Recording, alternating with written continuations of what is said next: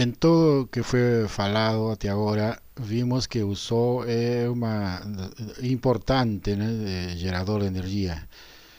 E que é o Sol, então?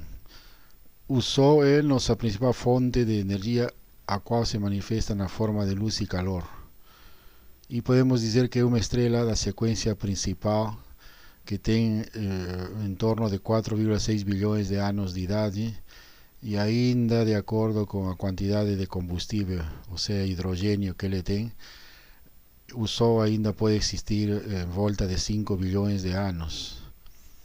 É uma imensa esfera de plasma, sendo o plasma um gás ionizado, extremamente quente, contendo mais ou menos 750 vezes a massa de todo o restante do sistema solar.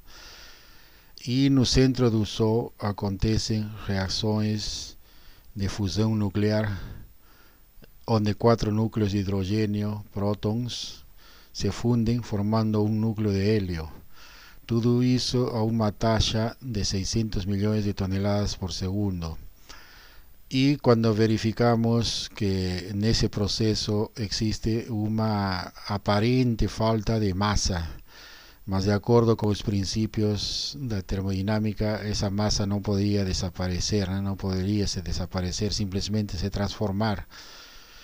E utilizando assim a análise da equação principal de Einstein, que é energia igual a massa vezes a velocidade da luz ao quadrado, verificamos que essa aparente falta de massa se transforma numa imensa quantidade de energia.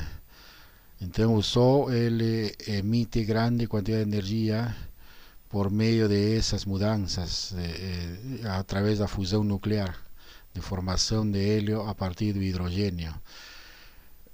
Podemos dizer assim também que o Sol é uma estrela anã de cor amarelo, membro de um dos mais numerosos tipos de estrelas, que são as do tipo espectral G2. E esta estrela mantém-se unida por seu próprio campo gravitacional e pressões internas derivadas do plasma e da radiação. E vemos que seu brilho nos ilumina e aquece e é responsável por manter a vida na Terra. Então nós mesmos verificamos, né, que diariamente sem o Sol não seria possível a vida, já que o Sol é quem nos proporciona a energia necessária para a existência de várias transformações, né, como já mostrei anteriormente. É o Sol que fornece energia necessária para iniciar diversos processos e a formação, né, de energia primária que podemos aproveitar aqui na Terra. Então, por outro lado, também é necessário mencionar que o Sol está localizado no terceiro ramal da Via Láctea, a mais ou menos 30 mil anos-luz do centro. Então, aqui vemos a Via Láctea, está num dos ramais, a mais ou menos 30 mil anos de luz do centro. E aqui nesse outro estamos vendo aí que o Sol dentro da galáxia é minúsculo, né? Então é uma estrela aparentemente grande, mas se consideramos a galáxia, muito pequena. Então esta estrela, junto com todo o sistema solar, gira em volta do centro da Via Láctea, dando uma volta a cada 200 milhões de anos. E assim verificamos que então o Sol faz parte dessa Via Láctea. E qual que é então a origem da energia solar? A pergunta é essa: o que tem mantido o Sol brilhando por todos esses bilhões de anos? Essa pergunta foi respondida somente no ano de 1939 pelo físico alemão Hans Bethe, que encontrou a explicação para a fonte de energia das estrelas. Então ele verificou que a energia solar se cria no interior do Sol, onde a temperatura atinge em torno de 15 milhões de graus, e sendo que a pressão altíssima provoca essas reações nucleares, que seria de fusão nuclear, e se verifica que existe a transformação de quatro núcleos de hidrogênio em um núcleo de hélio. E nesse processo são liberados prótons, que seriam os núcleos fazem parte dos núcleos de hidrogênio, que fusionam-se em grupos de quatro para formar partículas alfa, que seriam núcleos de hélio. y esa energía solar es la que va por diversos procesos a sair até a fotosfera, né, da parte externa do Sol. Então, no Sol acontece esses processos, onde temos aqui os núcleos de hidrogênio, que devido a essas grandes pressões e temperatura, núcleos de hidrogênio se fundem, e aqui vamos ver a formação de núcleos de hélio e uma liberação de energia.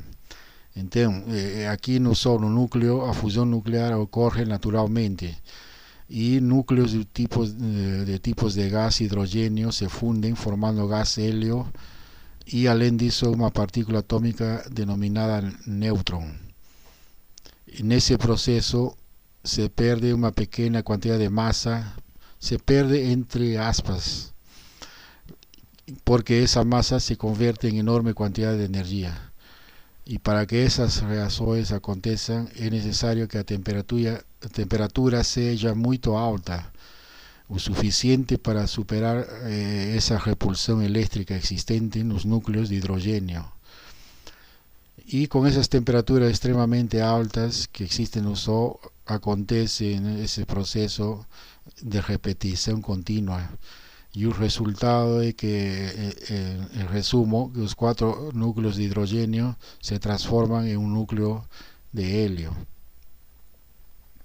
Entonces aquí vemos ese proceso continuo en que esas estrellas son un núcleo, ele tem en torno de 15 millones de Kelvin, y en esa fusión ocurre ese ciclo proton-proton, donde vemos esos 4H, 4 helio de hidrógeno se transforman en helio y en liberación de energía.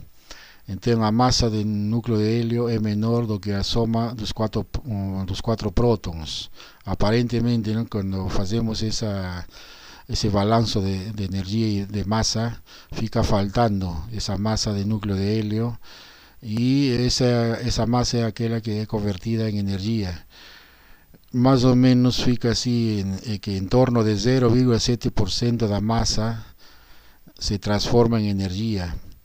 O sea, a masa do núcleo de helio é igual a 99,3% da masa dos 4 núcleos de hidrogênio. E aí que entra essa equação que mencionei, a equação de Einstein, igual que energia igual a massa vezes velocidade da luz ao quadrado. Então verificamos aqui que essa massa vezes a velocidade de luz ao quadrado nos vai dar como resultado uma enorme quantidade de energia. Y ese valor ahí 0,7% resulta de analizar las unidades de masa atómica, ¿no?, de hidrógeno y de helio, y aquí al sustituir los valores que sabemos, ¿no?, que una unidad de masa atómica es 1,66 veces 10 a menos 27 kilogramos. Se hace ese análisis aquí y resulta esa aparente falta, ¿no?, de 0,7% de masa, que es aquella que se introduce en la ecuación de Einstein, y vemos que existen esa enorme liberación de energía. Entonces la masa faltante se convierte en inmensas cantidades de energía de acuerdo con esa ecuación. Y en resumo, como subproducto de ese proceso es liberada una colosal cantidad de energía en la forma de radiación electromagnética y neutrinos, que son partículas sin carga y de masa diminuta, y esa energía es gradualmente transportada hasta escapar por la superficie solar, que es denominada fotosfera, y ahí es transmitida por el espacio hasta llegar a la Tierra. Para tener una idea del valor de esa energía, podemos hacer algunas comparaciones. Anualmente llegan a Tierra más de 10 a 18 kilovatios hora de energía. Eso significa que en un solo mes el Sol envía a Tierra o equivalente de cerca de 10 a 13 toneladas de carbón. Si queremos hacer un ejercicio, dividir esa cantidad de toneladas en camiones de 60 toneladas y calcular cuántos camiones serían necesarios para transportar esa enorme cantidad de carbón. Vamos a ver que una filera quilométrica, né, que precisaríamos para transportar esse carvão, e isso aí é a energia que o Sol emite em um ano.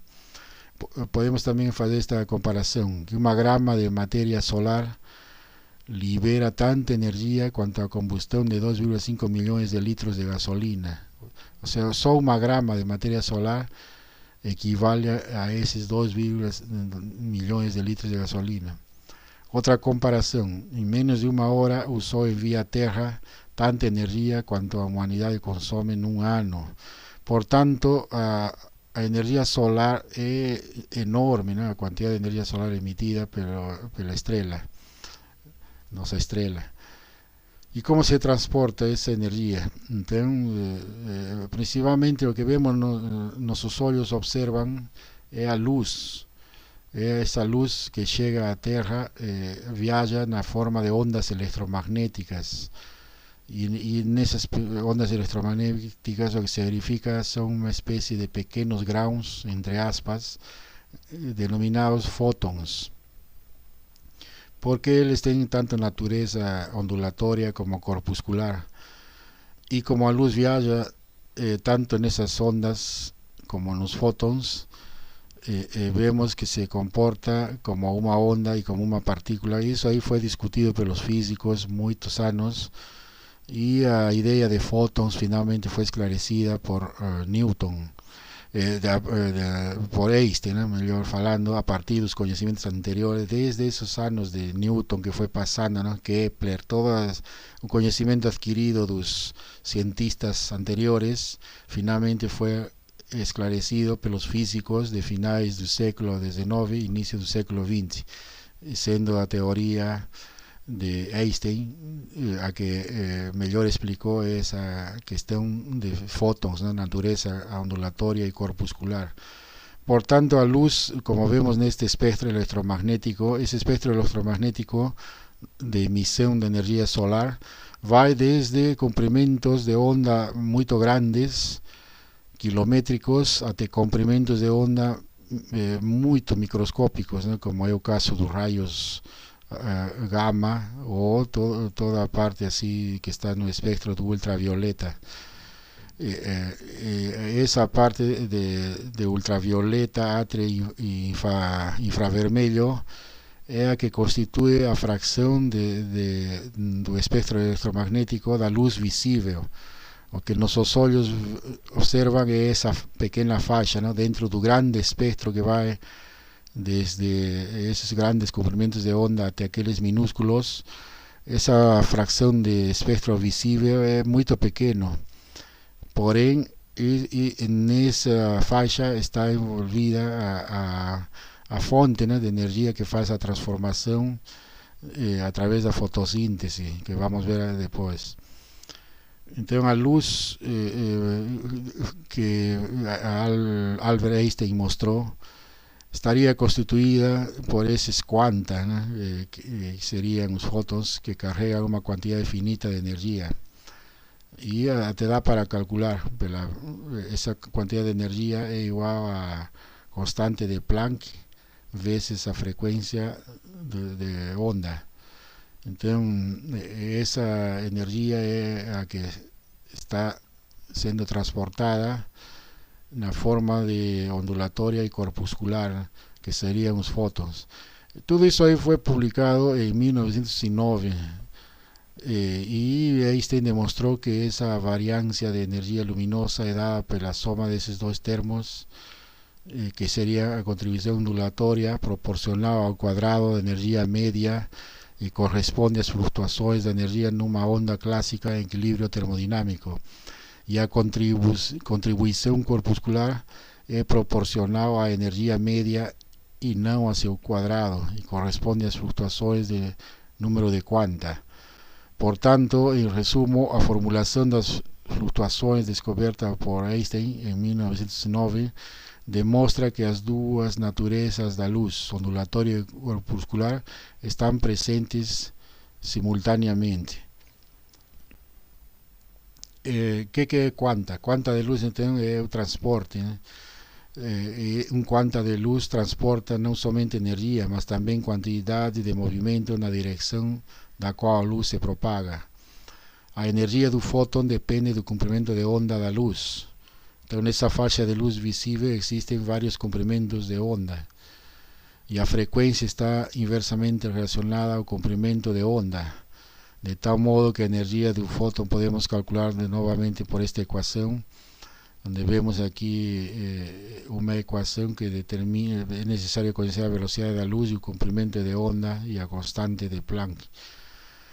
Então, um fóton, assim, por exemplo, um fóton de luz azul tem mais ou menos 450 nanômetros, comprimento de onda, e contém mais energia do que um fóton de luz vermelha, que tem 650 nanômetros de comprimento de onda.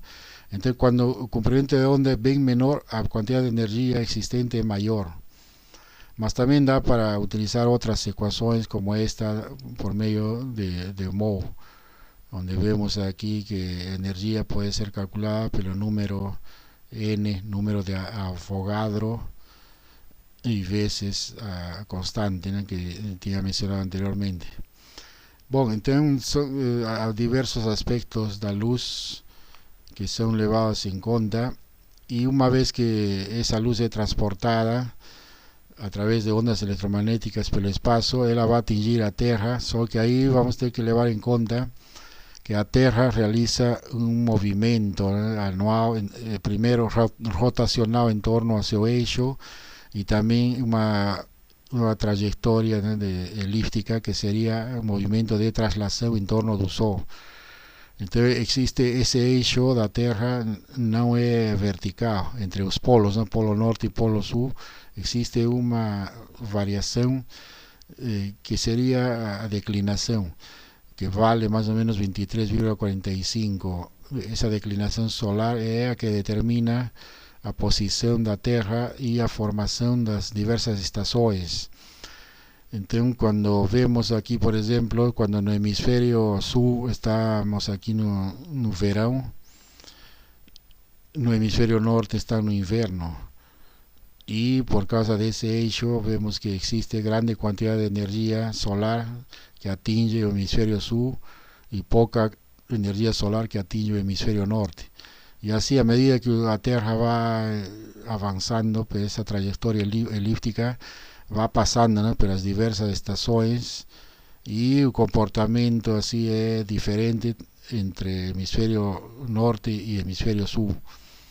E isso aí determina a quantidade de energia solar que atinge o planeta. Bom, isso aí leva essa energia solar assim para fins já da disciplina, e mostrar como que é transformada. O primeiro grande conversor de energia que observamos na natureza é a folha. Então, para que exista essa fotossíntese, que é o processo pelo qual as plantas sintetizam compostos orgânicos a partir de matéria-prima inorgânica, é resultado da energia luminosa que transporta fótons num comprimento de onda.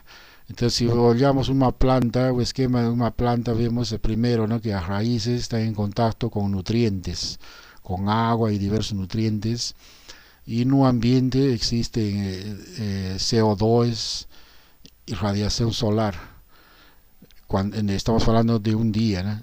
Quando essa energia luminosa atinge a folha, ela vai ser absorvida pela clorofila em certos comprimentos de onda, e com todos os compostos químicos, né, que estão aí, principalmente a existência de água e gás carbônico, vai ter como resultado uma reação química que vai formar uma glucose, ou seja, um açúcar, alimento, e a liberação de oxigênio. Então, mediante a fotossíntese, a energia luminosa é convertida em energia química, que acaba sendo armazenada sob a forma de carboidratos e outros constituintes dos tecidos vegetais, e sendo liberado oxigênio como resíduo. Então é isso aí o que faz uma folha. E quimicamente a fotossíntese dos compostos orgânicos faz uma transformação, né, de dióxido de carbono, CO2, água, H2O, e vai formar a glicose, que seria um carboidrato, carbono, hidrogênio, oxigênio e liberação de oxigênio ao meio. O sea que a folha é um formidável conversor de energia, né? Porque além de formar alimentos, transformar energia solar em alimento, vai liberar oxigênio, né? Que possibilita a vida na Terra. E a equação assim resumida é isso, né? 6 CO2 mais 6 moléculas de água e a energia solar que atinge através dos fótons vai produzir a formação dessa glicose e oxigênio. Então, durante a fotossíntese ocorre uma série de reações através das quais se formam moléculas de açúcar com seus átomos de carbono. E a fotossíntese é uma função da intensidade luminosa, da concentração de CO2 e além da temperatura. Portanto, a fotossíntese deve ser constituída por duas fases. A primeira, que necessita luz e na qual a temperatura não tem influência, essa é a denominada fase fotoquímica. E a segunda fase, que necessita gás carbônico, e na qual aqui a temperatura sim exerce influência, e é a denominada fase puramente química.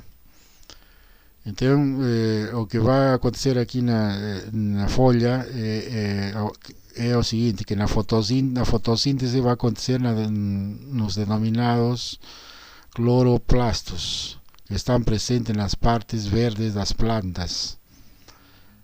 E esses cloroplastos são organelas discoides envolvidas por uma membrana dupla, encerrando um sistema de sacos achatados de membranas, denominados lamelas ou tilacoides, que são mantidos em uma matriz mais ou menos viscosa denominada estroma. Essa seria a estrutura de uma folha e é onde vai acontecer a fotossíntese. Aqui é importante a denominada clorofila, e os pigmentos que capturam a luz são as clorofilas A e B, e são encontradas nessas lamelas, que são os lugares de transdução inicial de energia da fotossíntese. Então, olhando assim as clorofilas A e B, juntamente com esses carotenoides, funcionam como pigmentos antena, entre aspas, para capturar a energia luminosa necessária para a fotossíntese. O sea, significa que a través da fotossíntese captamos energia solar em certos comprimentos de onda. O sea, não todos os comprimentos de onda vão ser aproveitados, só certos comprimentos de onda que vão realizar esse processo vão ser captados pela clorofila como se fosse uma antena e transportados até realizar essa equação química que mostrei anteriormente, né, de transformação em açúcares, que são hidrocarbonetos. Esses carboidratos que são, né, constituídos por carbono, oxigênio e hidrogênio, seriam a base do açúcar formado, e esses ficam armazenados ou transportados em outras substâncias, e a maioria das substâncias que constituem os vegetais deriva desses açúcares. E esses açúcares são uma família, né, que é denominados os hexoses, que são açúcares que pertencem a um grupo de substâncias conhecidas como hidratos de carbono ou carbohidratos. E esses hidratos de carbono são denominados monossacarídeos, os quais, perdendo água, podem reunir-se em moléculas maiores. Além disso, quando se reúnem duas moléculas de monossacarídeos, tem-se a formação dos denominados disacarídeos.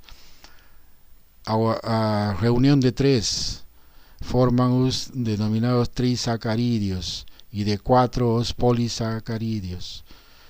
Então, todo esse processo, em resumo, vai formar os alimentos que finalmente vão depender da intensidade da luz, porque tudo isso é realizado a través da captação de fótons pela clorofila.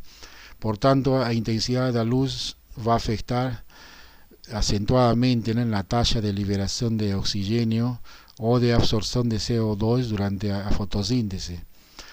Então, nas mesmas plantas, algumas folhas normalmente recebem mais luz do que outras, e isso aí leva a que é característico que as folhas, denominadas folhas de sol, ou seja, aquelas que recebem mais quantidade de fótons, tenham uma necessidade quântica maior que as denominadas folhas de sombra, as que recebem pouca quantidade de fótons.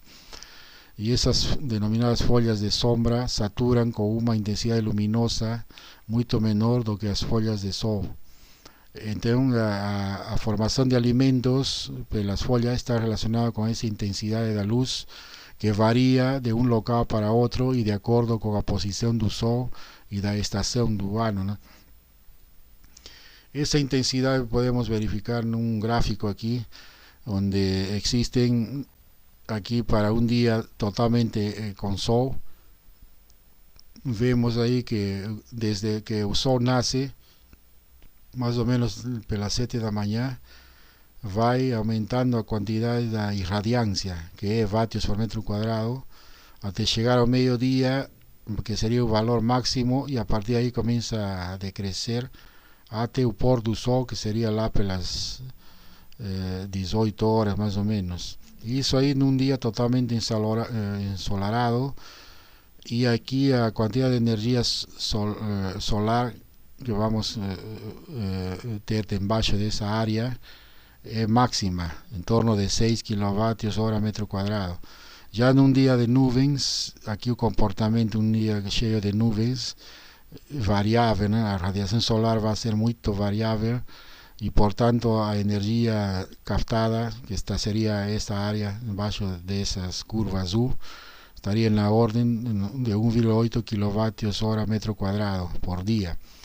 Isso significa que a energia solar captada pelas folhas vai depender, né, das estações do ano e da taxa, né, de captação de fótons. Bom, então podemos mencionar que o excesso de luz pode prejudicar o aparelho de fotossíntese, que as folhas podem estiolar-se e a taxa de fotossíntese pode diminuir. Isso aí vai depender, né, da época do ano. Por isso que na primavera, né, as plantas são mais produtivas comparativamente com outras estações, como o inverno. Outra variável importante que deve ser levada em conta é a duração do dia. Então, quanto mais horas de sol existam, seria a maior quantidade de energia solar disponível, e em geral mais fotossíntese ocorrerá. E se a planta é exposta a dias longos, pode-se esperar maior fixação de CO2. Mas também acontece que as plantas podem ficar sujeitas a um período prolongado de luz, e elas não podem continuar com a fotossíntese por causa da impossibilidade temporária de os cloroplastos estocarem todo o amido adicional. Então aí já fica difícil, né, para as plantas produzir. Deve existir as condições necessárias sem excesso, né, de energia solar, que pode ser em contra, né, do processo de fotossíntese. Assim, altas temperaturas, por exemplo no verão, devem causar murchamento ou fechamento dos denominados estômatos, limitando a entrada de CO2. E se a luz é fornecida continuamente, algumas plantas tornam-se estioladas ou também denominadas cloróticas. Isso pode levar à morte, né, da planta. Então, em resumo, não existe uma relação absoluta entre a duração do dia e o rendimento fotossintético.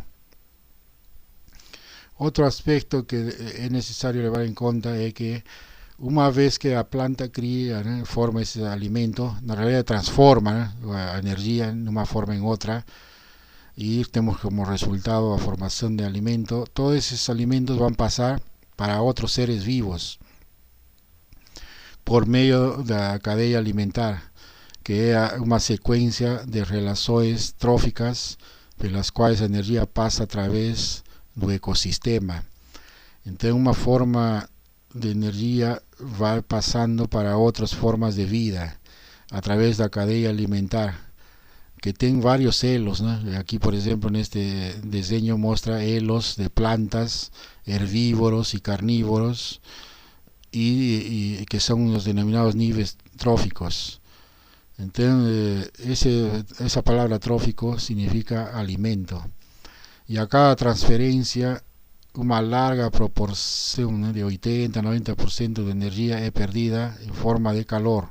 Ahí estamos ya lembrando los principios de la termodinámica. Así, un número de pasos o elos en una secuencia es limitado, usualmente a 4 o 5. Así, esas cadenas alimentares podemos verificar en muchos aspectos de la naturaleza, ¿no? Y aquí existe, por ejemplo, cadena alimentar de pastoreo, que es energía acumulada partiendo de una planta verde como base, va pasando por los herbívoros de pastoreo, que son aquellos que comen plantas vivas, y continúa por los carnívoros.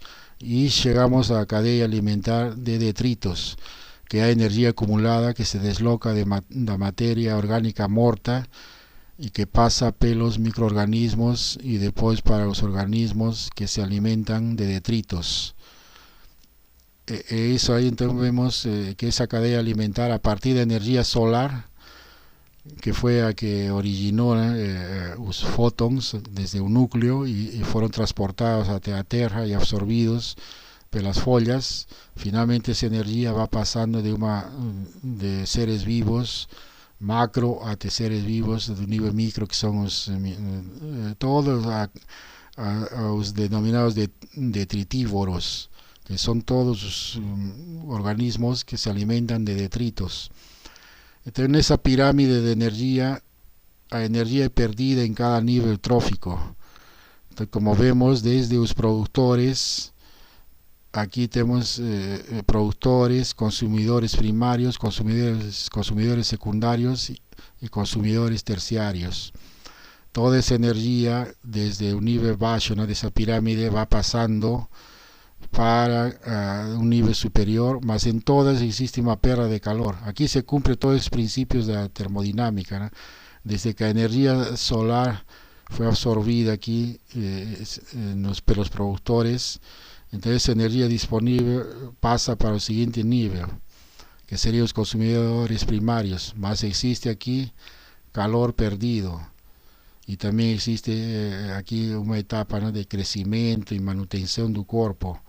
Ahí pasa para los consumidores secundarios, también existe un nivel de energía, donde una parte para calor, que se vaya al ambiente, y crecimiento y manutención del cuerpo. Y pasa a los consumidores terciarios, donde también existe ese calor y crecimiento y manutención de los cuerpos. Y así, ¿no?, vamos verificando los principios de la termodinámica que se fue mencionado, van se cumpliendo, ¿no? Y aquí la energía va a ser transformada de una forma en otra, y cada vez existe una degradación desde un nivel así más noble, y a medida que pasa de una forma en otra, aquí menos noble. En resumo, embora a energia solar só seja aproveitada em certas horas e épocas do ano, a energia química armazenada nos açúcares e outras combinações orgânicas está sempre ao alcance da planta e do animal que se alimenta da fotossíntese vegetal. Essa energia química pode sempre ser empregada para qualquer processo vital. Compreende-se dessa forma o extraordinário papel da fotossíntese, qual seja o de empregar a energia luminosa para fornecer trabalho. Outra questão, a clorofila, que absorve certos raios da luz solar, retira sua energia e por meio da mesma energia é promovida as reações endotérmicas da assimilação. Por sua vez, a energia química potencial que se encontra na molécula de exose é a mesma que foi tirada pela clorofila dos raios luminosos por absorção. E finalmente, uma parte da energia desaparece durante a assimilação para reaparecer sob a forma química potencial no açúcar. Portanto, podemos dizer que na fotossíntese a energia luminosa se armazena em forma de energia química potencial. Esse é o formidável processo de fotossíntese que dá origem à vida aqui na Terra e às diversas formas de energia. E para terminar, aqui existe uma proposta de exercícios. O primeiro se refere à disponibilidade de energia solar, fluxo de energia solar mais ou menos de 100.000 teravatios, e isso incide aí numa área de 1,5 bilhões de hectares de terras cultiváveis do mundo. Assumindo a eficiência fotossintética de 1%, determinar a relação de proporcionalidade entre o fluxo de energia possível de ser gerado na superfície cultivada mundial e o fluxo de fornecimento de energia primária global, que é de em torno de 14 teravatios. O que se quer é encontrar uma relação de proporcionalidade entre a energia que entra e a energia realmente utilizada. O seguinte exercício mostra já os diversos usos da energia por um ser humano em alimentação, no trabalho com computador, na iluminação, no transporte e a energia elétrica gasta num mês. E o que se quer é encontrar o valor total. Aqui o que vai ser, o trabalho vai ser em deixar tudo em unidades de quilowatts hora mês. Bom, então esse exercício será feito em outro documento. Então termino aqui esta aula e muito obrigado.